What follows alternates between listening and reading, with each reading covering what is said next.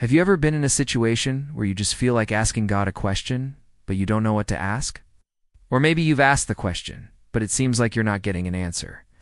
Well, today we're going to look at a passage that shows us how God can answer our questions. And sometimes, He might just answer them with another question. So let's dive in. We're going to begin in the book of Job, chapter 38, verses 1 to 7 now. For those of you who aren't familiar with the book of Job, basically, Job was a guy who was extremely faithful to God. But Satan made a bet with God that if he tempted Job, Job would curse God.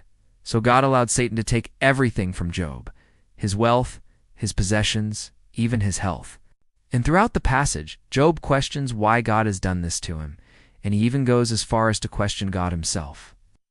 And in response to all of Job's questions, God says nothing. Finally, God answers Job, but not in the way that you might expect. God doesn't answer any of Job's questions. Instead, He says, "Where were you when I laid the earth's foundation?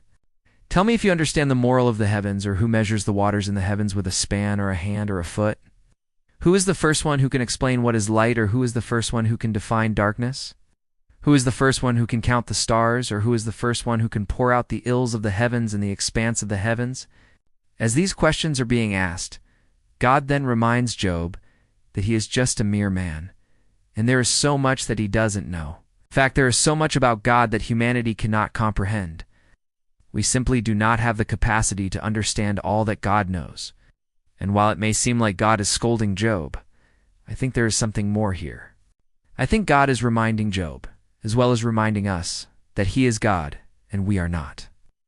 And as such, there are some things that we simply do not need to know. After all, our God is the God of wisdom.